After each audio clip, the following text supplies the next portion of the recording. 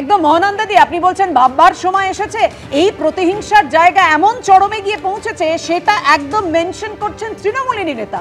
আর তাই তৃণমূল বনাম তৃণমূলের সংঘাতে কতটা অশান্ত হয়ে উঠল মুচিপাড়া, সেই ছবি আপনাদের সামনে রাখবো। ওই যে অভিযোগের কথা বলছিলাম, তৃণমূলের একাংশের বিরুদ্ধেই সেই অভিযোগ। থানার সামনে বিক্ষোভ হলো এবং বেছে বেছে তৃণমূল কাউন্সিলর বিশ্বরূপদের অনুগামীদের ধরপাকড়ের অভিযোগ করছে তৃণমূলই। একটা দল করি, দলটা মমতার দল, মনে হচ্ছে অন্য দল করি, যা হচ্ছে ভালো হচ্ছে না।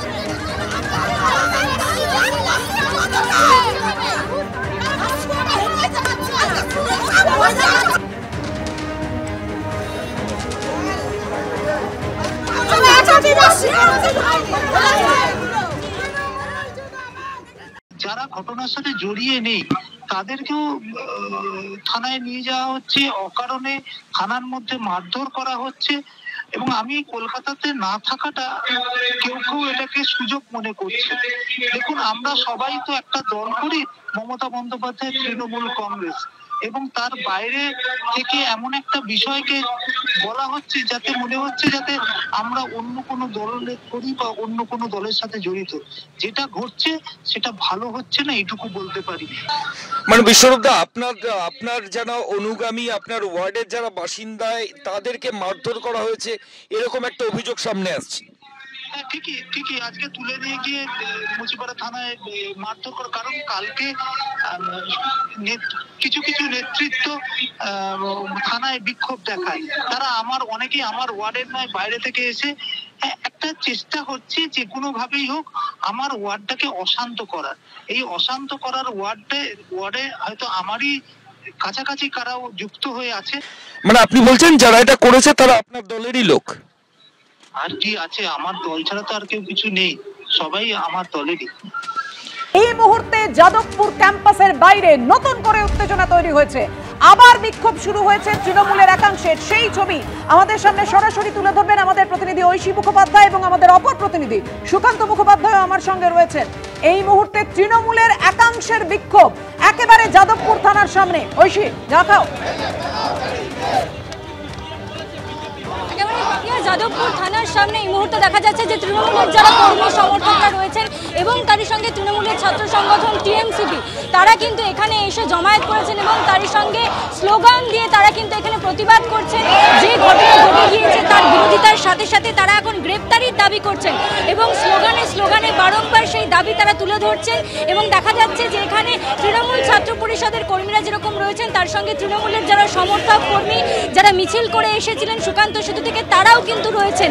তারা এখানে বসে অবস্থান বিক্ষোভের সাথে সাথে স্লোগান তুলে রীতিমতো প্রতিবাদ করছেন যে ঘটনা ঘটে গিয়েছে যাদবপুর বিশ্ববিদ্যালয়ের অন্দরে, এবং যেখানে শিক্ষামন্ত্রীর গাড়ির ওপর ভাঙচুরের চেষ্টা হয়েছে এবং তারই সঙ্গে বিভিন্ন ঘটনা, সেই ঘটনা প্রবাহকে সামনে রেখেই দেখা যাচ্ছে তারা এই মুহূর্তে যাদবপুর থানার বাইরে কিন্তু প্রতিবাদ জানাচ্ছেন। অন্যদিকে ওয়েব কুপা থেকে জানানো হয়েছে যে ওয়েব কুপা ছাত্রছাত্রীরা যারা এই সম্পূর্ণ ঘটনাটার সঙ্গে যুক্ত তাদের কিন্তু নাম উল্লেখ করে এফআইআর করেছে এই যাদবপুর থানাতে। এবং যাদবপুর থানার বাইরে এই মুহূর্তে দেখতে পাচ্ছ যে কর্মী সমর্থকেরা কিন্তু গ্রেপ্তারের দাবি করে রীতিমতো স্লোগান তুলে তারা কিন্তু এই মুহূর্তে দেখা যাচ্ছে যে স্লোগান তুলে রীতিমতো কিন্তু তারা প্রতিবাদ করছেন। এবং তার সঙ্গে এখানে রয়েছেন যতক্ষণ না দোষীদের গ্রেপ্তার করা হচ্ছে, দোষীদের গ্রেপ্তারির দাবিতে শান্তিপূর্ণভাবে এই অবস্থান বিক্ষোভ তৃণমূল কংগ্রেস, তৃণমূল ছাত্র পরিষদ, তৃণমূল যুব কংগ্রেস ঐক্যবদ্ধভাবে শান্তিপূর্ণ পন্থায় এই অবস্থান চলবে। দোষীদের দৃষ্টান্তমূলক শাস্তি এবং যে সমস্ত হুলিগানরা, যে সমস্ত এসএফআই এবং অতিবাম আক্রান্ত হুলিগানরা যাদেরকে আইডেন্টিফাই করা গিয়েছে ব্রাত্য বসুর গাড়ি ভাঙচুর করতে, যাদেরকে ভিডিওতে দেখা গিয়েছে ব্রাত্য বসুকে আঘাত করতে, যাদেরকে দেখা গেছে অধ্যাপক প্রদীপ্ত মুখার্জিকে আক্রমণ করতে, তাদেরকে যতক্ষণ না গ্রেপ্তার করা হচ্ছে তাদের গ্রেপ্তারির দাবিতে শান্তিপূর্ণভাবে এই অবস্থান বিক্ষোভ কর্মসূচি একেবারে শান্তিপূর্ণভাবে অবস্থান বিক্ষোভ চলবে। এটা অরূপ চক্রবর্তী তৃণমূল কাউন্সিলর এবং যারা তৃণমূলের একাংশ এই অবস্থানটা বিক্ষোভটা এখনো যাদবপুর থানার সামনে চালিয়ে যাচ্ছেন। এইবারে আসি থানা থেকে কিছুটা দূরে যাদবপুর ক্যাম্পাসের কি পরিস্থিতি, কারণ যাদবপুর ক্যাম্পাস যেভাবে আজকে রণক্ষেত্র হয়ে উঠলো সেখান থেকে যাবতীয় ঘটনার সূচনা। কি ছবি সুকান্ত মুখোপাধ্যায় আমাদের প্রতিনিধি তুলে ধরবেন, দেখাও সুকান্ত। দেখো 3 এবং 4 নম্বর গেট, আমরা এই মুহূর্তে 3 নম্বর গেটের সামনে রয়েছি, কিন্তু এখনো পর্যন্ত ক্যাম্পাসে নতুন করে কোনো রকম উত্তেজনা নেই। আমরা জানি যে আজকে দুপুরের কিছু পরে ব্রাত্য বসু শিক্ষামন্ত্রী তিনি ওয়েব কুপার একটা সম্মেলনে, যেটা পূর্ব ঘোষিত ছিল, সেখানে তিনি আসেন এবং তারপর তিনি যখন সেখান থেকে বেরিয়ে যাচ্ছিলেন তার গাড়ি ধরে বিক্ষোভ হয় এবং তারপরে কিন্তু এই 3 নম্বর গেট থেকেই তড়িঘড়ি তাকে বেরিয়ে যেতে দেখা যায় বা তার কনভয় বেরিয়ে যেতে দেখা যায় এবং সরাসরি এখান থেকে শিক্ষামন্ত্রী চলে যান SSKM হাসপাতালে।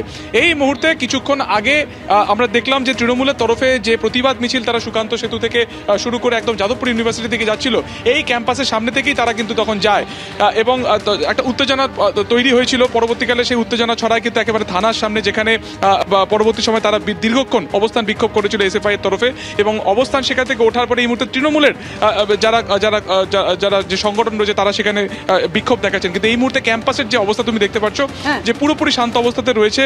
ভেতরে একটা জিবি বৈঠক চলছে যেটা আমরা জানতে পারছি এবং সেই জিবি বৈঠকের পরে তারা সিদ্ধান্ত নেবেন যে আজকে এই যে গোটা ঘটনা যা ঘটলো, ইতিমধ্যে একজন ছাত্র আহতও হয়েছেন, সেই পরিপ্রেক্ষিতে আগামীকাল কিংবা সোমবার দিনকে তারা কি কর্মসূচি নেন। আপাতত যেটা দেখা যাচ্ছে একেবারে সেই কর্মসূচির দিকে নজর থাকবে।